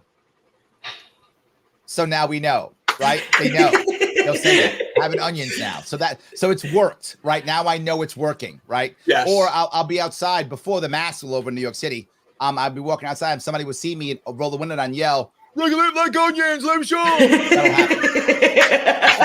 So I love it. That's how I know it's working. So you want to find that mix, if that makes any sense. It does. But I have one question on that. While we're talking about corporations and how big they are and they shouldn't be running everything, doesn't that kind of play the opposite of that if they're the ones paying for that? It's infrastructure. It's them putting the money in. It's the Domino's thing. Again? So we were talking about corporations and all that, and you mentioned how Domino's does like the potholes. And then having them do like the stadiums. 100% love that idea because it's already being done. Just use it for other infrastructures. Isn't that selling to the corporations then? Because all of a sudden you add a Dunkin' Donuts bridge and there's a stop along the way, you know? I'm agreeing with you. And my point is it a perfect plan? No, it isn't. None of my plans are perfect. So if you take my plan and measure it against perfection, I will always lose. There's no, I'm saying, is it better than what we have now? Yes, for several reasons. Number one, people across the country are going, we need corporations to pay more. Well, they aren't going to pay more because who writes the laws? Corporate lobbyists. So that's a fantasy. The idea that corporations are going to pay more because you order them to is a fantasy. Right now, we have government and corporations mesh. They're buddies. They're brothers. They're in bed together, right? So they're not going to screw some person off outside for their bedmate. That's not going to happen. It's a fantasy. We yell and scream and shake our fist, and they laugh at us. How do we know that? Look at Occupy Wall Street. Occupy Wall Street. They were literally occupying Wall Street, fighting. What did corporations do? They went, let's fight a culture war. That'll make them happy. They did distraction, and they went again. As I said before, the big issues went away, and they went to the individual. But don't you feel bad because you're gay or black or a woman? We'll put our people through this training. That'll make you happy, and that's a good thing. I'm not against the training; it's a good thing. But what happened is when that happened, well, now we forgot about the idea that the wealth gap keeps growing. That went away. So they're not going to do it. So what I'm saying is that me trying to force corporations who own the government to go against their own piece. Instead, give them another way of spending money. What is happening? They're paying for the infrastructure. Yes, I've got to look at Dunkin' Donuts. That does suck. That does suck. I'm with you. That sucks. But I would rather have them paying for the infrastructure voluntarily versus you paying, I'm not joking, $18 to cross a bridge. That's what it costs in New York City. $18 to cross a bridge one way. Yes. Yes. Who pays that? Not the wealthy. They live in Manhattan already. They don't cross the bridges. It's the working poor and the middle class. So my idea takes away the tolls from the working poor and the middle class. And you take that money, you put it into the MTA system, which right now it's a broken system that's $6 billion in debt, and it still costs $2.50 to ride one way. That's $5 a day to ride the train. Well, if they're paying for it, it can go down to $2 a day. So I can help the working poor and I can help the middle class, because who takes the subway? Not the wealthy. They have drivers and cars. They're not taking the subway. Right. So yes, it is not perfect, but does it actually help the poor, the working poor and middle class? Yes. Does it does it get a corporation to pay more? Yes. So it is not. I want to fix the MTA by in New York City. We have subways that at night run about half speed at night. So instead, make every other train a freight train, bringing cargo into New York City through the train system. Now, people tell me, well, Larry, we can't do that because the system right now isn't ready for it. I know. So let Amazon build new systems. So we get brand new systems that Amazon, FedEx, Google will build. Larry, that costs billions of dollars. Google's marketing budget for 1 year is $10 billion. They have the money. They have the money. They'll be fine. They'll be fine. But Larry, then I gotta have Amazon ads on my. Yes, they're already there. Yes, one, they're already there, but two, I get it. It doesn't look good. But do I want a system that the working poor and middle class can use to make their lives better or not? Exactly. So I can retain status quo, which is garbage and terrible, or I can use the system, which is not perfect, but gives the working poor and middle class a chance at having a decent life, being happy, moving forward. That's what I want. So I take your criticism. You're right. It's not great. What I'm telling you, it's a better system than we have now. Correct. And I think, I agree with you, Larry. And my thing is, you're presenting an idea. You're presenting something instead of just being like, we're okay. We can't do that. That's what winds up happening, right? What winds up happening right now in America, and this has gone back and forth, but right now in America, we have two parties. It's always the same way. One party becomes the party of no ideas, and one becomes the party of bad ideas. So right now, the Democrats are in charge. So the Republicans are just going, don't do that, which means the party of no ideas. Don't do what they're doing is their entire thing now. And the Democrats are like, you know what we should do? More government, because that always works. What could go wrong? So they're the party of bad ideas. Republicans are the party of no ideas, right? That's where we are right now. It's common. So if you run third party, the only way you can make any impact is by having ideas. Otherwise, no one pays attention. That's 100%. Why I spend all my time coming up with policy ideas. What I got constantly when I ran for governor was, Larry, I can't believe it. I asked you a question and you actually answered it. Yeah, I actually have a plan for things, right? Here's how we can fix things. And if I'm wrong, great. Let's look at my plan and tweak it. I don't have to be right. I'm happy to be wrong. Show me the better way. We'll do that. Oh, good. Yes. But here's what I know. It is always easier to edit than create. So I create. You can edit. No worries. But I need a Larry. Create it first. Larry, will you be my mentor? I need a mentor because you and I have a lot in common, and I love your energy. Like, I want to be fair to you. I know you have a busy schedule. You've been on for the hour that was scheduled. Do you want to stick around? We only have like 20 minutes left, and we'll and all that. If you have to go, please I understand. I really am grateful you came on. And I'm happy. I do have to run. This screwed my schedule up a little bit because of what we did in the past, so I have to fix some things now. So I did want to give you the hour. I said it, and I'm happy to give you the hour.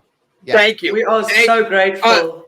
One last thing, and this is just for you, Larry. You're already influencing and changing the world in so many ways. We end every episode usually letting the guests tell us their favorite quote, their favorite anything along their lines that gives them an uplifting thing. I'm going to have you do it today and just tell us, what is your way of changing and impacting the world? One of my favorite books, there are many of them. And behind me, you might notice I have a bunch of people on the wall. I have Miyamoto Musashi up here from Japan, Otto von Bismarck from Germany, Sun Tzu from Japan. I'm from China, Frederick Douglass from America, and Machiavelli from Italy. So I have a bunch of them here. I keep them here, right? And the one over here is the one, Miyamoto Musashi, which I think is probably my most influential at that level you just talked about. His book that he wrote is called The Book of Five Rings. He was actually the greatest sword fighter in Japan. He was a real person. He was so good that at one point he started using a stick to fight people with swords because he was tired of killing people. Because people would come to him, they know if they beat him, they were the greatest swordsman. So he was like, I'm tired of killing people, so he used a stick. So he just beat you up. He wouldn't have to kill you. Just beat you up. He got tired of killing people. So they would have a sword, and he used a stick. That's how good he was. He wrote a book called The Book of Five Rings. It's actually mistranslated. It should be The Book of Five Scrolls. Well, they use a ring to cover a scroll, so they mistranslated it. It's 5 scrolls. So in the book, he mentions the idea of realizing that you are already dead. Understanding that all that matters is your legacy. And right now, what you're talking about is your legacy. So I take that further, and I say he's right. You do have to worry about your legacy.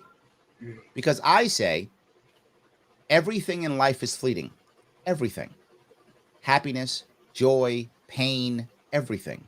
Everything shall pass. So you should enjoy your joy now that you have it, because it's going to go away. And you should push through your pain. Why? It's going to go away. Everything goes away. Which means, how do I focus on my legacy?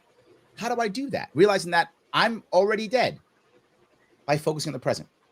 If I focus on right now, because the only thing that's not ephemeral is this moment right now with you. This is not ephemeral. This is here because we're here.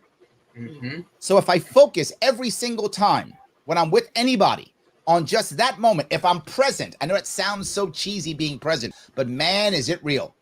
If you can be present in every interaction with another human being, here's what I guarantee you. You will have a better legacy. I don't have to focus on my legacy if I focus on only one thing. When I'm with you, I'm with you. People tell me all the time, why when I talk to you, I feel like it's just me and you. That's on purpose. I try to focus on the individual in front of me. Whoever I'm with, I focus on them. And that's it. If you focus on the individual in front of you, that interaction you have right now, you will have better legacy. So all you have to do is focus on that. That's what I take away. Larry, I thank you. You started our week in such a positive way, in such a great way. I know you got to go. Larry, thank you for the time. Guys, go click his website. It's the Sharpe Way. Honestly, I subscribed, and I've got your podcast ready to listen to a few more episodes. Larry, keep changing the world because you are an influence, and thank you for all you are doing. Thank you, guys. Thank you so much. All right. You as well. Bye.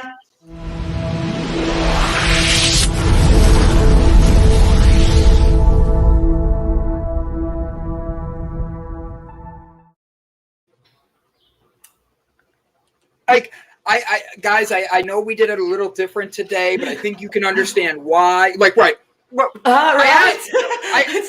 was so amazing. He was phenomenal because he's bringing such a different vibe, such a different energy, such a different thought process that even if you don't agree with it, you wanted to hear what he had to say. He was captivating.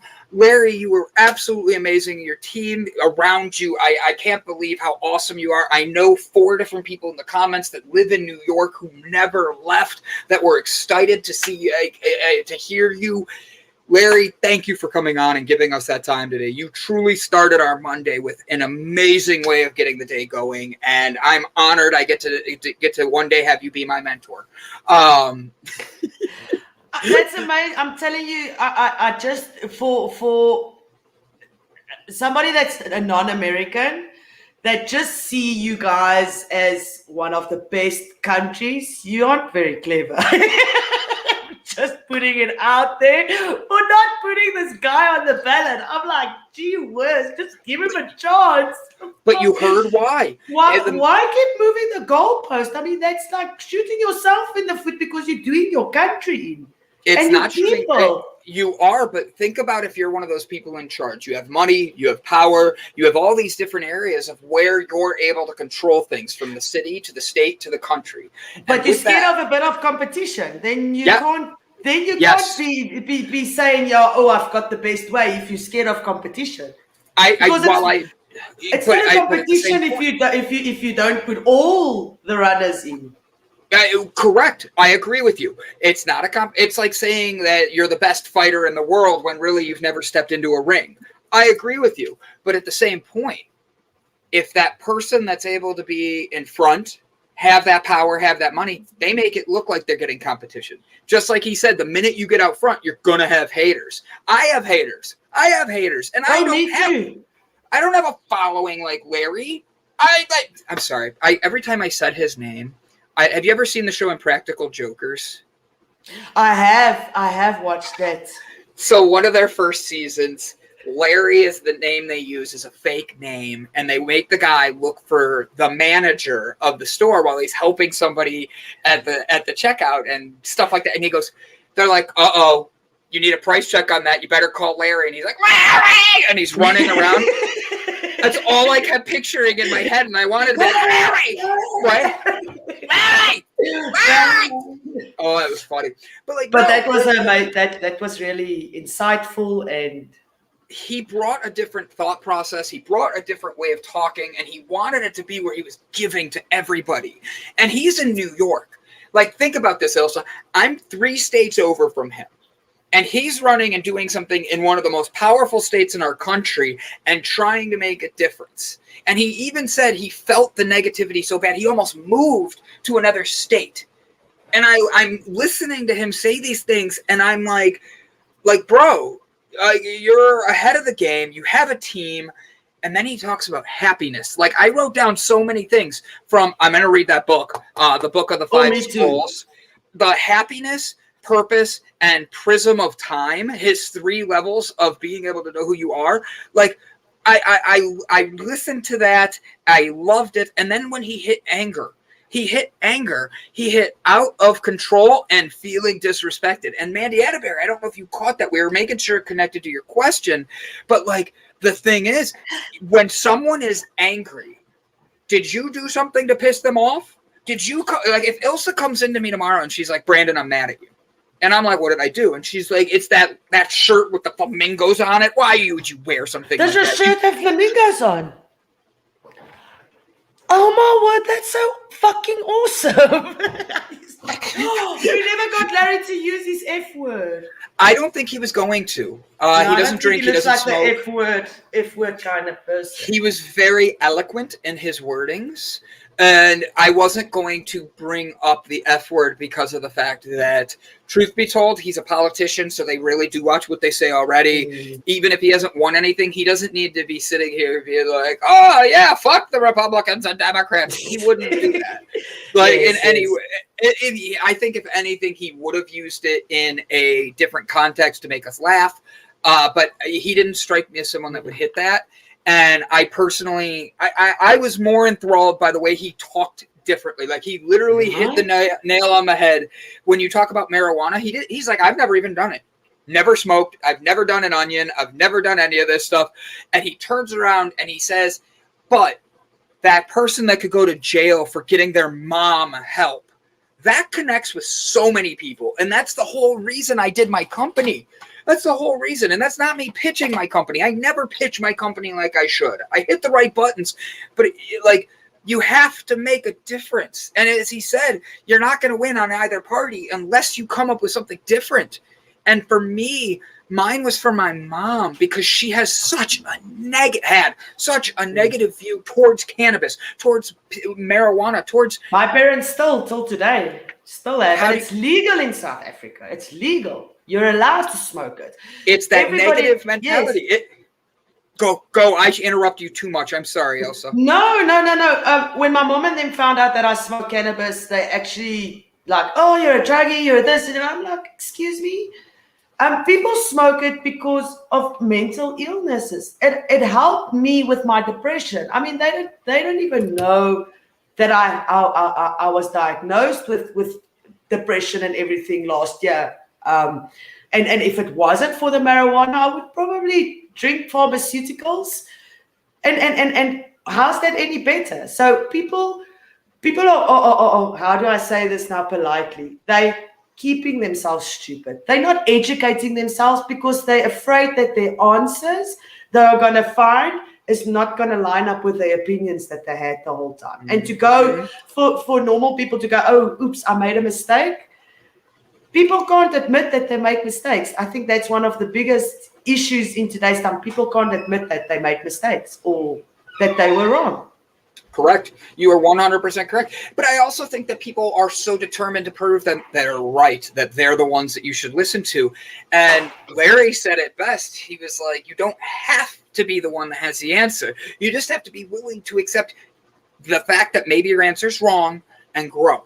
How do we fix it? And that's the thing that is that as a society we are pushing towards, we're growing towards, we're wanting more than ever. And I think that people today are really pushing that in a way that they see a difference in themselves. They see that there can be other things and they're asking questions. But when you get that pushback, especially because the holidays are coming up in the United States, that means we're going to be around families. We're going to be around people who have different opinions than us, who have different views. But all of a sudden, they want to start throwing things at us. Like we were warned of the two-party system by our forefathers. We need a new purple party, the People's Party. And honestly, that's something that I think is interesting because we do. And Brett Gordon's comment, I think that maybe we combine the two. Like you have the two-party system in the U.S. has been broken since the 1850s when Mildred Fillmore, a member of the Whig Party, was the 13th president of the United States. Here's the thing. Let's combine these two and have the Purple Whig Party. And that way we're all able to understand that it's just different enough. It's outside the box. It becomes something we work together with, because the truth is, I can't think of the last president I really wanted to vote for because I didn't like things on either side, and that were the people that were picked to be the leaders for all of us to choose, and I knew very little about either of them that I wanted to actually support. And that's not me insulting anybody. Purple wigs for all. But right now, they are giving you two options and you need to choose the lesser evil. But they're both evil because they only care about themselves. They don't care about the poor. They don't care about everything else. It's all about money and who can empower and who can get what. So they give you two and it's like, choose the one. Here's a murderer, taking example, a murderer and a thief. Now choose which one you want to vote for. You've got two choices. I mean, that's not a choice. That's not a choice. Yes, 100% agree with you on that. 100%. And it's like me saying, Ilse, do you want me to cut off your right hand or your left? Like, well, I ride with this one, so, but we're going to hand. See, then I won't have any place to put my bangles. So how about we leave my hands? Right. No, but that's what I'm saying. Like, you need your people. You need the people to believe in what you're doing, but we're giving you these two things. Which one would you rather lose? Your right or your left? And my thing is, and I did that backwards. Like, Brett, why don't you start a new party? Boom. Mandy Atterbury's calling you out, Mr. Gordon hiding in the back with businesses or people too. Why don't you start a new party? Like, for real. It's called the BGs. Everywhere you go, you have to sing. I can't think of a Bee Gees song off the top of my head. Stay alive. Stay alive. Running for president. Running for president. Vote, vote, vote, vote. Vote for me. Vote for me. Vote for Larry. Vote for Larry. He's the sharpest tool in the shed. Sharpe. I love Sharpe. Larry Sharpe. I'm sorry. I am not very fond of your president at the moment. Well, you don't have to be, and that's the joke. But I'm not fond of our president either. I'm not fond of the people that are in power at this moment in a lot of countries. Correct. But that's the thing. Even if you did approve of it, someone else is going to have the opposite view of it. We have these systems. You have to be the meanest. Like, I'm not even going to be weird with this. I'm going to put it straight to the point. Like, as a business owner, do you know how much time I spend in a day chasing people that owe me money for things they have of mine? I have to chase them and all that. They seem to be working their way up in the system because they see people like me that they were like, oh, I can get this from him and I'll take advantage of it. They go for the throat, like he was saying, the throat. You're either going to be, I wish I would have wrote that down, the 3 parts that he had there. And one of them is they're either for you, against you, or completely trying to silence you. And my thing is, when you're in business, that's one of the ways that we have power and how you have power is not the only word. It's power. It has prestige. It has strength. It has will for you. When you have these things in business, people respect you, but they don't know how you get there. You know, like if you're taking advantage of people and you're hurting people, that's why good business people don't last, because there's too many of them out there that are me, selfish mother effers. I'm going to use yours, selfish motherfuckers. I used Ilse's, that are out there and they don't really care for you, but they put up a fake front. They put up a fake thing. How many times have you looked at a presidential campaign that, like, a year to 2 years later, you literally turn around and none of their policies, maybe 1 or 2, have actually been through. And that's on both political sides. How do you see, or a business, we're going to build this to help people and all this. Like I love Larry's idea of the businesses doing the bridges and stuff like that. But here's my thing. You do that. How long until Taco Bell doesn't want to put the money into that and actually fixing it? How long until it needs actually heavy repairs and they want us, the taxpayers, to have it written off? Or something goes wrong and then it's like nobody's fault. How about the state of Ohio? We just built a $200 million addition to a stadium that the taxpayers are paying, that now we have to pay more for tickets to go to the show. And they say it's about increasing the value of the city. It looks pretty. It looks nice. But at the end of the day, the name on the side of Quicken Loans Arena, or whatever the hell their name is, they are literally up there doing what they're supposed to, getting all of this, and our tax dollars paid for them to get their tax breaks to make more money, because the system is focused on keeping everybody above you, and they don't care who they step on. And that is the problem. You need people like Larry. You need people like Brett. You need people like, oh, we actually have Dave Brown coming in for a second. I don't want to miss this. Go ahead, give me it, and then I'm bringing Dave. What I want to say is, if you guys have $200 million to build onto a stadium where people play sports, why do you have veterans and people that are homeless and struggle and don't get medical attention? I mean, shouldn't the money go towards stuff that is more important, people, and not infrastructure, and like sports and that kind of thing? Not sports, but a stadium. That $200 million could have been used for something else that helped people be in a better position in their life. Correct, 100%. Guys, we have a new segment we're going to be adding on Mondays. It is literally Mental Health Mondays, and here is where I'm excited as hell for this one, is I have Dave Brown coming on. Dave is literally a David. He is one, like we just had the conversation of David and Goliath and all that, with I don't even know, politician Larry Sharpe.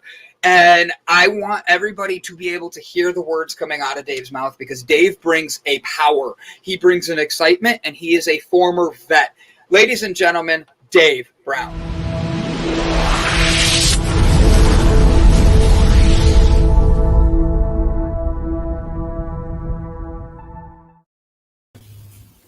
Dave! Morning. I love it. Dave, how you doing? I love you, man. I am excited you're here. We're starting a new show. Dave is going to be interviewing vets. He's going to be interviewing people. Tell a little bit about your new show, Victor Tango. Well, Victor Tango is going to be a show about veterans issues. It's going to be veteran talk. So we're going to talk about all things veteran, anything from claims to home ownership to resources that are available to them, what types of organizations are out there to help them reintegrate back into society, all kinds of things like that to, help them live a better life and be a better them. And so the things that I've learned in my transition since I got out, all those kinds of things. I got a wealth of knowledge with those issues. Being a Marine Corps veteran and also being a County Veteran Service Officer for many years, I have the resources and knowledge for that. So I'm really excited to get it going, really excited to start getting people some information so we can help people move along in their fight and in their journey. One of the biggest things that people have is there's misconceptions with veterans and stuff, from the homeless guy on the side of the street and everybody being, oh, leave him alone, and all that. And then people being like, well, they are a vet. But then turning around and having it be where people are confused for the VA and not knowing how to get their best help. You want to help break these stereotypes down and bring a positive side so that the veterans that are here are getting the respect they deserve. Is that correct? That's correct. I want to help them get the help they need through the VA because there's lots of opportunity for that. But there's also a lot of organizations out there that are willing to help and fund programs for veterans to get them on the right path, to get them on a better way of life. I'm out here in California visiting some family, celebrating my 20th wedding anniversary with my wife. And we went down to Hollywood yesterday, and we were on the double-decker bus tour. And we drove by the largest cemetery, national cemetery in California, the Los Angeles Cemetery. And right outside of that was a row of homeless veterans that is called Vet Row. And there's probably 50 people that had tents and everything set up over there. Those are the people that I really want to get out and help. I mean, yes. And find funding for that, people to come on board with me, come on board with us, and get those people some help, some purpose, some direction in where they're going. And it's just something that we need to do. These guys fought and gave up a whole lot for their country. And I think that civilians need to understand what it really was that they gave up. And without them understanding that, they don't understand why that guy's on the street corner, or they don't understand why that guy's struggling to get through life, why that guy's a drug addict or alcoholic. They don't understand. And I think with the ability for the stigma of mental health to start coming down and people actually starting to have conversations about it, I want to be upfront in that with the veterans saying, hey, it's okay to talk about it. Back when I was in the 90s, that was taboo. If you talked about having issues in the service, they would have kicked you out. That would have been you're done. Your career's over. See you later. And being a Marine, you're just too proud to admit that anything's wrong with you. It's got to be everybody else's problem, because I'm a Marine. I can tackle anything. I can conquer anything, and I can conquer anybody. So that shift in mentality for me was hard to begin with. So, but that's what I want to do. I want to go out and change the world. Me too. I love it. I love it. It says, go change the world. It's me, my hand drawing. I literally don't show my artworks because I'm not an artist, but that's a motto of mine. I painted an entire garage, and on the back of the garage, as you're backing out, it says, go change the world. So that way, every time I leave the house, you're doing something. Dave, you are on your honeymoon. You are on your vacation. You are spending time with the wife. That's my brother. I love it. Like right there, hey, Brian Tracy. We love Brian. He didn't even greet today. He didn't. Brian came in and he just throws in that's right, my brother. That's my brother right there. And he's right. That is his brother. And he's the one that introduced us. So wait a minute. Is that wrong? I'm asking a question because I'm not a Marine. If I give you a hoorah, is that wrong? It's not a hoorah. It's a oorah. It doesn't have the H in front of it. And the Army does hua, but the Marine Corps does oorah. And so that's the difference between the two. I know it's a very slight difference, but you're insulting a Marine by saying hua or hoorah to them. It's oorah. So. Boom. And you taught me that today. I would not have known that, and I do not want it to be offensive. And my brother-in-law is a Marine. I should have asked him, but I'd rather ask Dave. That's fine. Dave, I know you have a busy day planned. You're going to be doing a lot of things. We just got to interview Mr. Larry Sharpe. My brain just stopped right at his name. Like it was like you saw the word hit me in the head. Right. But we had a great interview. You're having a great vacation. You're going to be back next week with us. We'll be diving into our show and all that, but you're going to help me today. Are you ready? This is going to be the challenge. So Ilse is going to go first today and give us the inspirational stuff, like way to end our day. And this is how we end every episode, by speaking positivity out to everybody. Okay? Ilse will go first. I'll go second, and then you're going to take us out for the day, and know how much we appreciate you not only being here, but starting a new program, opening up doors, and opening up mental health in such a way that you are being a leader, an example in your community and in your world. Thank you. So I'm going to start with that. You ready? Yes, Ilse, I'm ready. Here we go. Boom. Hit it, girl.